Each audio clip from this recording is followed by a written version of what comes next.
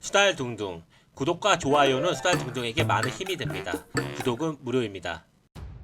여러분, C19가 아직 잠잠해지지도 않았는데 중국에서 이번에 흑사병이 발생했다는 소식 들으셨나요? 흑사병뿐만 아니에요. 아프리카 돼지 열병까지 발생했습니다. C19처럼 세계적인 팬데믹 현상으로 이어질까봐 걱정인데요. 그래서 이번 영상에선 중국에서 발생한 흑사병의 팬데믹 가능성과 왜 중국에서만 이렇게 전염병이 계속 발생하는지에 대해 알아봤습니다. 사실 이번 중국에서 흑사병이 발생했다는 사실은 그리 놀랄만한 일은 아닙니다. C19 때문에 많은 사람들의 주목을 받게 된 거지, 오세아니아 대륙을 제외하고 전 세계에서 유행 또는 산발적으로 발생되어 왔거든요. 옛날 중세 유럽을 휩쓸면서 유럽 인구의 3분의 1에서 절반에 이르는 사람을 사망하게 만들고 아예 사라졌다가 이번에 짠 하고 나타난 것이 아닙니다. 아프리카 마다가스카르에서는 2017년 8월부터 11월까지 2,400명의 환자가 발생해서 200여 명이 사망했었고, 미국에서도 2015년에 흑사병으로 3명이 사망하는 등 미국 서부 농촌 지역을 중심으로 매년 흑사병은 계속 발생하고 있었습니다. 게다가 오래전부터 계속 발생했었던 전염병이기 때문에 각 국가, 특히 지속적으로 발생됐던 국가나 그 이근 국가는 흑사병의 치료제나 대응 프로토콜을 잘 정비해두고 있는 편이죠. 우리나라도 마찬가지입니다. 중국에서 계속 발생됐었기 때문에 방역 당국은 치료제와 치료 방법 등을 잘 갖춰놓아 대처에 문제가 없다는 입장을 밝히기도 했었죠. 그렇기 때문에 WHO도 다른 국가도 우리나라도 흑사병을 크게 우려하고 있진 않아요.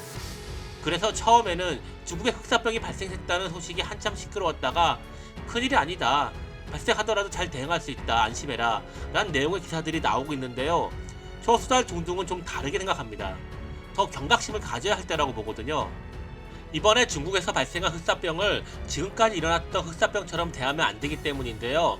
지금 방역 당국이 대비하고 있는 건 흑사병만 발생했을 경우이죠. 그런데 요즘 우리 상황이 어떤가요? C19 때문에 입원을 꺼리는 병원 등 감염병 의료 체계의 사각지대로 밀려나 피해를 보는 환자들이 속출하고 있습니다.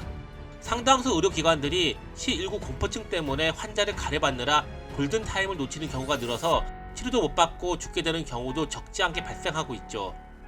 그런데 내가 흑사병에 걸렸다면 당장 병원에 가서 흑사병을 치료받을 수 있을까요? 흑사병은 발병 시 24시간 혹은 48시간 이내에 꼭 항생제를 써야 하는데요. 안 그러면 짧게는 하루, 늦어도 5일 안에 죽습니다. 그래서 골든타임을 지키는 것이 정말 중요하죠. 그런데 흑사병은 걸리게 되면 3에서 5일 잠복기를 거친 후 오한, 발열, 근육통, 관절통 등의 증상이 나타납니다. 오한, 발열, 근육통, 어디서 많이 들어본 초기 증상들이죠. C19 초기 증상과 별 다를 게 없어 보이네요. 만약 내가 흑사병에 걸려서 오한이 나고 열도 나고 하는 상황이라고 가정해보죠. C19 공포증 때문에 일반 독감 환자도 가려받는 상황인데 과연 제때 치료를 받을 수 있을까요? 방역당국은 지금 C19 때문에 감염병 의료체계의 사각지대가 발생하고 있는 상황에서 흑사병 환자가 발생했을 때의 프로토콜과 대비책을 가지고 있나요? 여러분은 이 영상을 보기 전까지 흑사병의 증상이나 원인을 잘 모르고 있었을 텐데 걸렸어도 짐작이라도 할 수 있었겠나요? 그래도 다행히 7월 6일 흑사병 확진을 받은 중국 내몽구의 목축민은 흑사병의 종류가 림프선 페스트라고 하는데요.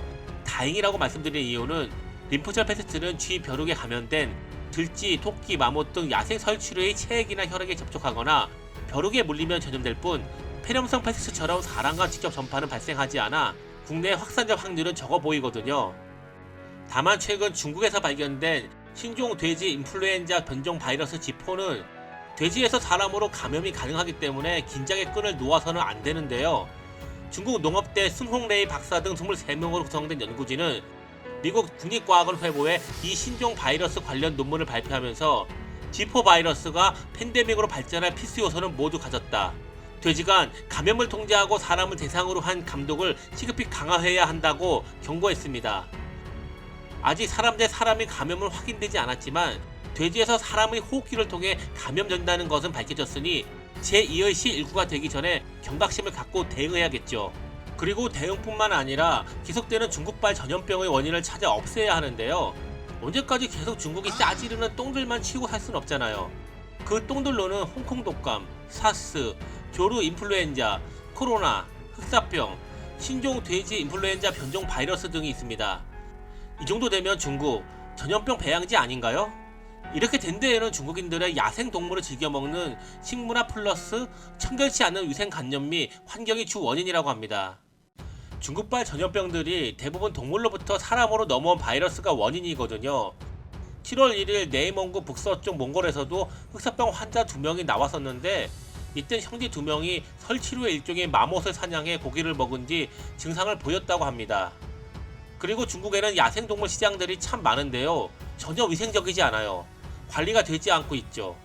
게다가 살아있는 동물을 그 자리에서 잡아서 고기를 파는 경우도 있는데 그게 더 고기가 신선하다고 생각한대요.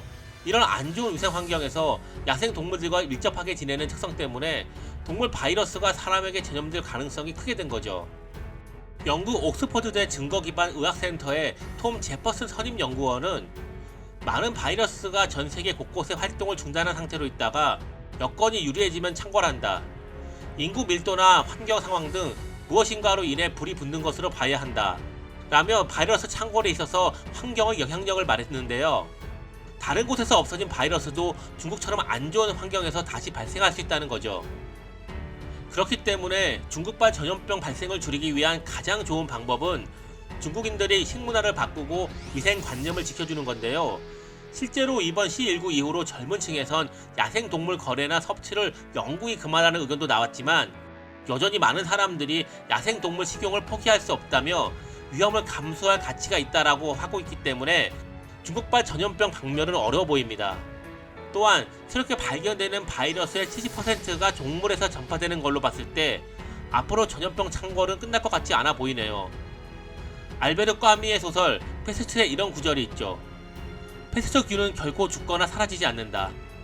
꾸준히 살아남아 언젠가 인간들에게 교훈을 알려주기 위해서 또다시 저 쥐들을 흔들어 깨워 어떤 행복한 도시로 그것들을 몰아넣을지 모른다.